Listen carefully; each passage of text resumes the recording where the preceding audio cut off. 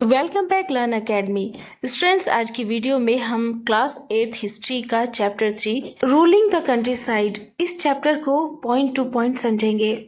First point है company becomes a दीवान, मतलब east India company को दीवानी का अधिकार कैसे मिला।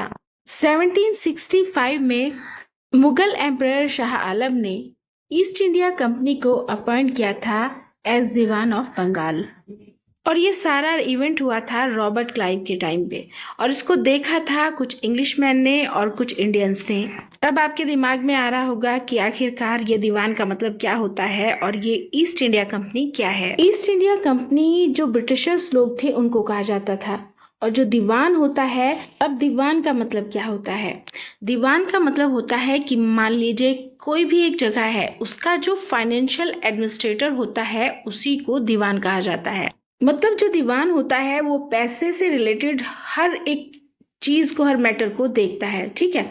तो उस वक्त क्या हुआ कि जो ब्रिटिशर्स थे उनके अंडर में पूरा दीवानी आ गई, मतलब वो फाइनेंशियल जो है एडमिनिस्ट्रेटर बन चुके थे, और इसकी परमिशन दी थी उनको मुगल एम्परर शाह आलम ने, क्योंकि मुगल एम्परर जो शाह आलम थे उन्होंने ही ब्रिटिशर्स को दीवानी का अधिकार दिया था। अब होता क्या है कि जैसे ही इनके पास दीवानी का अधिकार आ जाता है, ठीक है, पूरा फाइनेंशियल जो इश्यूज होते हैं वो इनके अंडर में आ जाते हैं, जैसे टैक्स वसूल करना और भी बहुत सारे, ठीक है, किसानों पर भी ये बहुत सारा कर वसूल करते हैं। तो ये क्या करते हैं, ये अपना रूल हमारी कंट्री के ऊपर करना शुरू कर देते हैं, शासन करना शुरू कर देते हैं। तो सबसे पहले इन्होंने क्या किया कि जो गांव के एरिया थे इंडियाज के, उन्हें रूल करने की कोशिश की, कॉलोनाइज करने की कोशिश की। और अब इन्होंने क्या किया कि जितने भी रेवेन्यू के सोर्स थे, जितने जहां से भी पैसा आ सकता था, उसे अच्छे से ऑर्गेनाइज किया, उन्हें इन्होंने अच्छे से प्रॉपर वे में लिखा और उनके बारे में सारी जानकारी इकट्ठी की। इतना ही नहीं, इन्होंने विलेजर्स के जितने भी राइट्स होते थे, जितने भी गांव के लोगों के अधिकार थे, उनमें भी बदलाव करने की कोशिश की थी। अब ये गांव वालों के ऊपर अपना पूरा हुक्म चलाने लगे थे, शासन कर रहे थे, और ये जो भी फसल उगाने की बात करते थे उनको उगानी पड़ती थी। ब्रिटिश लोगों ने स्थायी बंदोबस्त व्यवस्था को भी लागू किया था, शुरू किया था, मतलब परमानेंट सेटलमेंट। इसे लॉर्ड कॉर्नवालिस ने बंगाल, बिहार और उड़ीसा में लागू किया था। इसके तहत जमींदारों को उनकी जमीन का स्थायी मालिक बना दिया जाता था। किसानों को भारी कर चुकाना पड़ता था, इसकी वजह से वो गरीब होते चले गए थे। इतना ही नहीं, जो ब्रिटिश लोग थे वो जमींदारों पर कर लगाते थे, और अगर वो उस टाइम पर उस कर को चुका नहीं पाते थे तो उनकी जमीन नीलाम कर दी जाती थी। अब आगे हम पढ़ने वाले हैं कि ब्रिटिश लोगों ने भारतीयों से पैसे कैसे कमाए थे।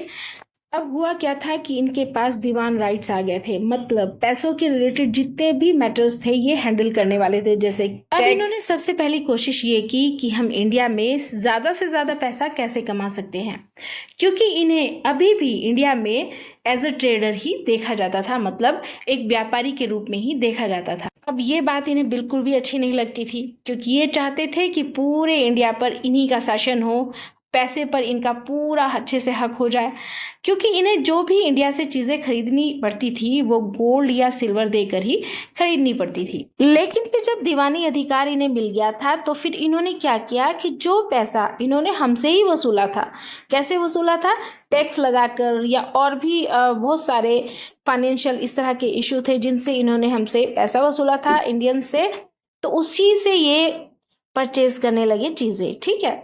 इंडिया की चीजें इंडिया वालों से ही खरीदने लगे, इंडिया वालों का ही पैसा देकर।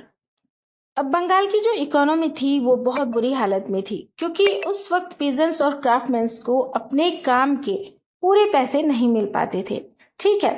क्या होता था कि वो उनका काम तो बहुत अच्छा होता था, लेकिन ये जो ब्रिटिश लोग थे वो उन्हें पूरे अच्छे से पैसे दे ही नहीं पाते थे, बहुत कम करके पैसा देते थे। तो वो क्या कहते थे, हम तुम्हारी फसल को कम से कम पैसों में खरीदेंगे और तुम्हें इसे बेचना ही होगा। तो फिर बेचारे इन लोगों को अपने जो क्रॉप्स थे, अपनी जो फसल थी, वो सस्ते दामों पर ही बेचनी पड़ती थी, क्योंकि इनकी मजबूरी बन चुकी थी। और ऐसे ही बेचारे क्राफ्टमैन हुआ करते थे। क्राफ्टमैन्स वो होते थे जो कि अपने हाथों से चीजें बनाकर बेचते थे, ठीक है। तो उनका भी यही कंडीशन थी, उनकी भी यही दशा थी कि उन्हें भी उनकी मेहनत का पूरा पैसा नहीं मिल पाता था। उनकी जो चीजें थी, उनके हाथ से बनाई हुई, उनकी मेहनत की, उसे आधे से भी कम दाम में खरीद ली जाती थी, और उनको उसको देना पड़ता था, बेचना पड़ता था कम दाम में ही। अब इसी चैप्टर का नेक्स्ट टॉपिक है the need to improve agriculture. जब ईस्ट इंडिया कंपनी के अंदर लॉर्ड कार्निवस ने रूल करना शुरू किया, शासन करना शुरू किया, तब उन्होंने इंट्रोड्यूस किया परमानेंट सेटलमेंट को इन 1793 में। अब ये परमानेंट सेटलमेंट क्या था? परमानेंट सेटलमेंट था ये कि जब कोई चीज इंडियंस की 100 रुपए में बिकेगी तो उसमें ब्रिटिश लोगों ने कहा कि उसमें से 50 रुपीज हमारे होंगे, यानी आधे हमारे होंगे और तुम्हें वो आधे हमें देने पड़ेंगे। तो इस तरह से इन्होंने इंडियंस की जो चीजें बिका करती थी उसमें अपना हिस्सा रख लिया था। तो इसी को बोला जाता है परमानेंट सेटलमेंट। अब इन्होंने इस सारे पैसे को कलेक्ट करने की जिम्मेदारी जमींदारों को दे दी। किन्होंने?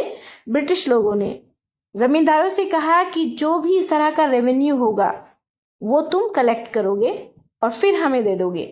तो अब जो जमींदार थे वो ऐसा ही करते थे। तब ब्रिटिशर्स क्या करते थे कि जमींदारों को उनमें से थोड़ा पैसा दे देते थे, जिससे कि अपनी फसलों को अच्छे से उगाए, अपनी क्रॉप्स को अच्छे से उगाए और जो फर्टिलिटी थी सॉइल की उसको भी बढ़ाए। मतलब खाद वगैरह डालने के लिए इन्हें अच्छे से पैसा दे दिया जाता था ताकि अपनी खेती को अच्छे से उगा सके।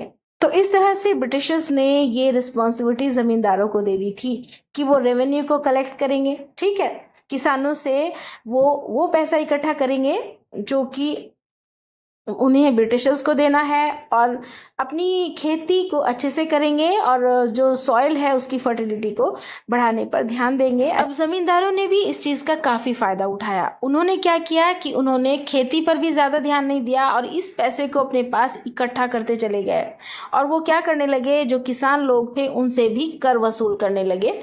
अब ये जमींदार जो थे वो कौन होते थे? ये होते थे राजा और तौलकदार्स।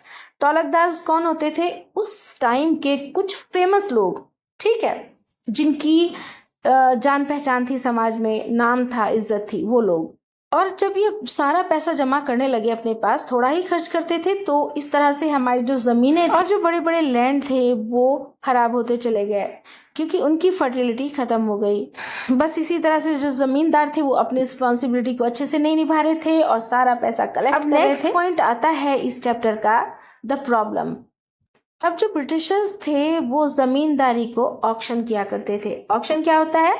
मतलब जमीनों की बोली लगाई जाती थी। इसका मतलब ये था कि अगर किसी को कहीं की जमींदारी खरीदनी है तो उनको ब्रिटिशर्स को पैसा देना पड़ता था और इस तरह से इसकी बोली लगती थी। लेकिन फिर दूसरा कोई राजा आता था, दूसरा कोई आदमी आता था जिसके पास ज़्यादा पैसा होता था, वो कहता था कि नहीं, मैं इसके और ज़्यादा पैसे दूंगा, तुम 10 कह रहे हो, मैं 20 lakhs दे दूंगा। तो इस तरह से हर एरिया की जमींदारी की बोली लगती थी और जो ज्यादा पैसा देता था जमींदारी उसी की हो जाती थी। और फिर अगर खरीदने वाला, जमींदारी को खरीदने वाला पैसे देने में नाकामयाब हो जाता था, टाइम पर पैसे नहीं दे पाता था, तो उसकी जो जमींदारी थी वो छीन ली जाती थी। और जमींदारों की लापरवाही की वजह से ही क्रॉप्स का प्रोडक्शन भी कम हो गया, फसलें कम उगने लगी क्योंकि उन्होंने सारा पैसा अपने पास इकट्ठा किया, फसल के ऊपर ध्यान ही दिया, खेतों के ऊपर ध्यान नहीं दिया, ना वहाँ पर खाद डाला। बस जो भी पैसा ब्रिटिशर्स से मिलता था वो उसको इकट्ठा करते चले गए। ना तो जमीनों के ऊपर ध्यान देता था, ना कोई किसानों के ऊपर ध्यान देता था और ना ही पीजेंट्स के ऊपर ध्यान देता था। पीजेंट्स वो लोग होते थे, मैंने बताया आपको, जो खेती भी करते थे और कुछ जानवर भी पालते थे जैसे भेड़ बकरियां वगैरह इस तरह की, और छोटे छोटे से अपने काम भी किया करते थे। लेकिन फिर क्या हुआ कि धीरे धीरे करके फसलों के दाम बढ़ने लगे और ये देखकर ब्रिटिशर्स को बहुत गुस्सा आया। अब इन्हें गुस्सा क्यों आता है? क्योंकि फसलों के दाम बढ़ रहे थे, पीजेंट्स को भी पैसा मिल रहा था और जमींदारों को के पास भी पैसा जा रहा था, लेकिन ब्रिटिशर्स को पैसा नहीं मिल रहा था। ऐसा क्यों था? ऐसा इसलिए था क्योंकि ब्रिटिशर्स ने ये रूल बनाया था परमानेंट सेटलमेंट का, जिससे उन्हें बड़ा रेवेन्यू मिलने वाला था, लेकिन ऐसा हो नहीं रहा था। ये बहुत बड़ी परेशानी वाली बात थी ब्रिटिशर्स लोगों के लिए। अब जो ब्रिटिशर्स थे वो पैसा कमाने के दूसरे तरीके भी सोचने लगे थे, इसीलिए फिर ये लोग अपने रेवेन्यू को बढ़ाने के लिए दूसरे मेथड्स को लेकर आए, जैसे महलवारी और रैयतवाड़ी सिस्टम। अब एक एक करके इन सिस्टम्स को हम पढ़ने वाले हैं। और सिस्टम इज डिवाइज्ड, अब 19th सेंचुरी की शुरुआत में जो ब्रिटिश कंपनी के जो ऑफिसर्स थे उनको एक बात समझ आ गई कि अगर हमें प्रॉफिट को ज़्यादा बढ़ाना है और ज़्यादा से ज़्यादा पैसा कमाना है तो हमें सिस्टम को चेंज करना पड़ेगा, बदलना पड़ेगा। अब यहीं पर आते हैं एक इंग्लिश मैन जिनका नाम था हॉल्ट मैकेंजी। इन्होंने भी एक नया सिस्टम रिलीज किया था और ये जो सिस्टम था ये नॉर्थ इंडिया के अंदर रिलीज किया गया था। इस सिस्टम को बोला जाता था महलवारी सिस्टम। महलवारी सिस्टम में होता क्या था कि जो रेवेन्यू था, जो रेवेन्यू कलेक्ट किया जाता था वो दिया जाता था गांव के विलेज के हेडमैन को, जो कि गांव का हेड होता था, उसके पास वो इकट्ठा कर दिया जाता था। जबकि इससे पहले ये काम कौन कर रहे थे? जमींदार कर रहे थे, रेवेन्यू को कलेक्ट करने का काम। लेकिन अब यही काम गाँव के विलेज के हेडमैन को दे दिया गया था। और अब एक चीज और क्लियर हो गई थी जब महलवारी सिस्टम लागू हुआ कि इसमें जो रेवेन्यू था, जो कि ब्रिटिशर्स लोगों को का फिक्स रेवेन्यू था, वो अब फिक्स नहीं था। मतलब इससे पहले ये था कि अगर कोई चीज 100 रुपीज की बिक रही है तो उसमें से 50 रुपीज जाएंगे ब्रिटिशर्स के पास। अगर 150 की बिक रही है तो भी 50 रुपीज ही जाएंगे। लेकिन अब क्या था कि अगर कोई चीज 150 की बिक रही है तो उसमें से ब्रिटिशर्स को 75 रुपीज मिलेंगे, और अगर कोई चीज 200 रुपीज में जा रही है, ठीक है, तो उसमें से 100 रुपीज मिलेंगे। तो ऐसा कोई फिक्स उनका रेवेन्यू फिक्स नहीं था कि उन्हें इतना ही मिलना है, अगर प्रॉफिट के हिसाब से उनको पैसा मिलना था। तो इस तरह से ब्रिटिशर्स जो थे उनको काफ़ी फ़ायदा होने लगा था। और ये सारा रेवेन्यू कलेक्ट कौन करता था? महल कौन होता था? जो विलेज का हेडमैन था, जो कि मैं पहले बता चुकी हूँ।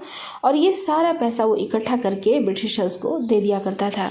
और शुरुआत में सिस्टम को इंडिया के सेंट्रल पार्ट में लागू किया गया था। अब आता है next topic, the Munro system. ये मुनरो सिस्टम क्या है?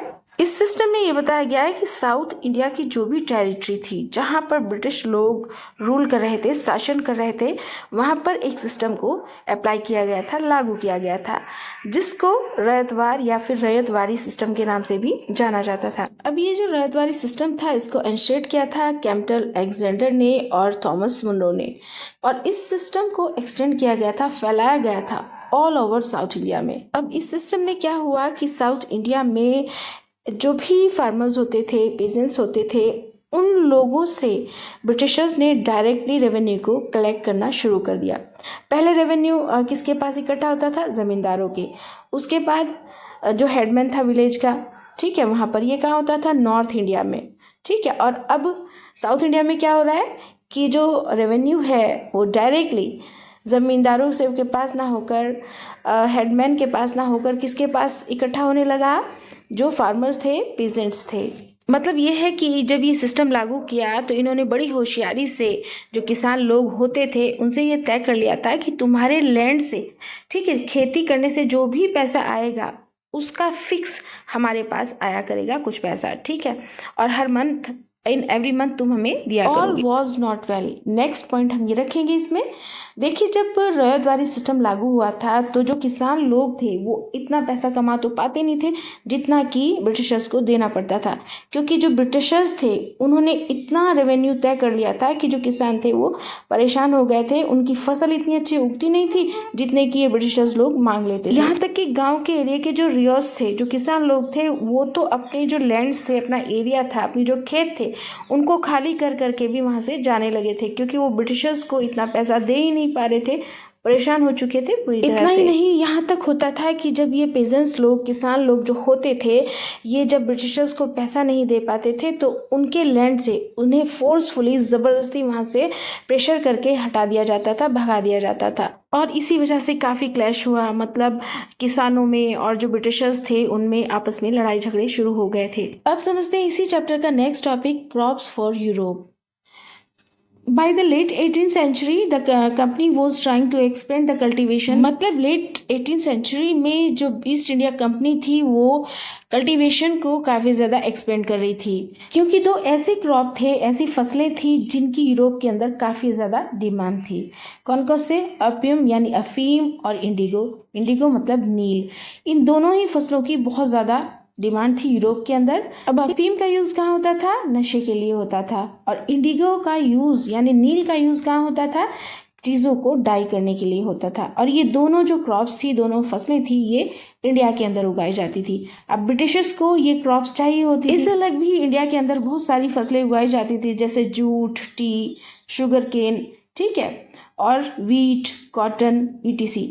तो जो ब्रिटिशर्स थे उन्होंने कल्टीवेटर्स को फोर्स किया कि तुम इन्हें ज़्यादा से ज़्यादा उगाओ। मतलब जो उगाने वाले लोग थे, ठीक है, यानी किसान लोग थे, उनको ज़्यादा फोर्स किया कि तुम ये जो खेतियां हैं, जो भी ये फसलें होती हैं, इन्हें ज़्यादा से ज़्यादा उगाओ, ठीक है। अब जो इंडिगो था यानी नील था, वो यूरोप में उसकी ज़्यादा मांग थी। अब उसको पाने के लिए यूरोपियन जो लोग थे, मतलब जो ब्रिटिशर्स थे, उन्होंने एक रूल बनाया और उस रूल का नाम था 3 खतिया रूल। अब इस रूल का जो था, इंडिया में फार्मर्स का सपोर्ट किया था गांधी जी ने। और इस 3 खतिया रूल का मतलब क्या था? इसका मतलब ये था कि अगर आपके पास 20 पार्ट का एक लैंड है तो उसके 3 पार्ट में, मतलब 3 पार्ट्स में आप सिर्फ और सिर्फ इंडिगो को उगाओगे, नील को उगाओगे। लेकिन किसानों को और दूसरी फसलें उगाने में बहुत ज़्यादा मुश्किलें होने लगी, क्योंकि नील की खेती पर ज़्यादा जोर दिया जा रहा था।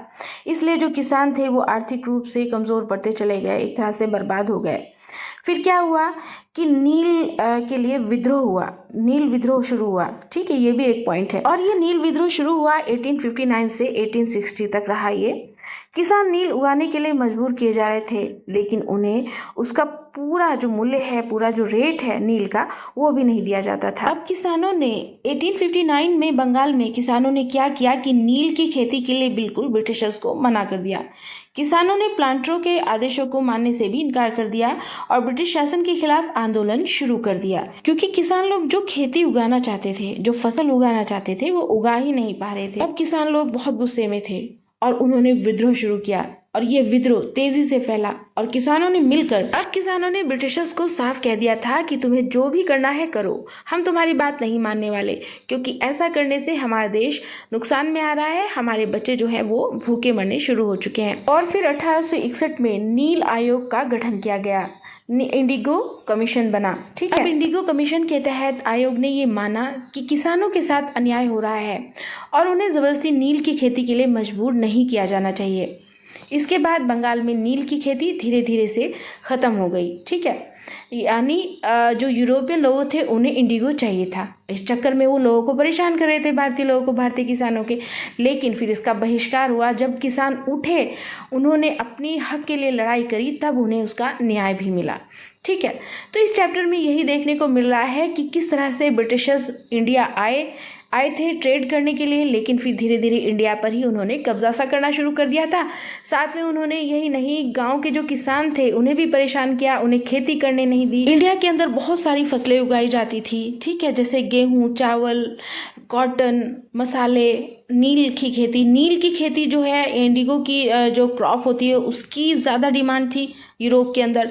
अब ये चाह रहे थे सिर्फ इंडिया में जो नील है वो ही ज़्यादा से ज़्यादा उगाया जाए, क्योंकि वो सिर्फ और सिर्फ अपना फ़ायदा देख रहे थे। तो इस तरह से इन्हें जब दीवानी मिली, अपना अधिकार मतलब इन्होंने ले लिया, जब शाह आलम ने दे दिया था इन्हें दीवानी का अधिकार मैंने आप समझा चुकी हूँ कि इन्होंने पूरा फाइनेंशियल जो भी मैटर होते थे अपने अंडर में ले लिए थे। फिर वो मिलने से हुआ क्या कि इन्होंने पूरे ही देश पर अपना कब्जा सा जमाना जो है शुरू कर दिया था और अपनी मन मर्जी जमाने लगे थे।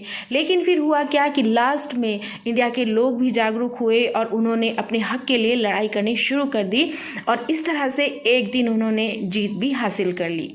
तो उम्मीद करती हूँ आज का ये जो चैप्टर है आपको अच्छे से समझ आ गया होगा। इस चैप्टर से रिलेटेड एक छोटा सा क्वेश्चन है जिसका आंसर आप मुझे कमेंट में देंगे। क्वेश्चन ये है कि यूरोपीय देशों में कौन सी इंडियन क्रॉप की ज्यादा मांग थी, ठीक है। ओके स्टूडेंट्स, मिलते हैं फिर नेक्स्ट वीडियो में नेक्स्ट चैप्टर के साथ। Thanks for watching this video. Like, share, subscribe and press the bell icon. Thank you.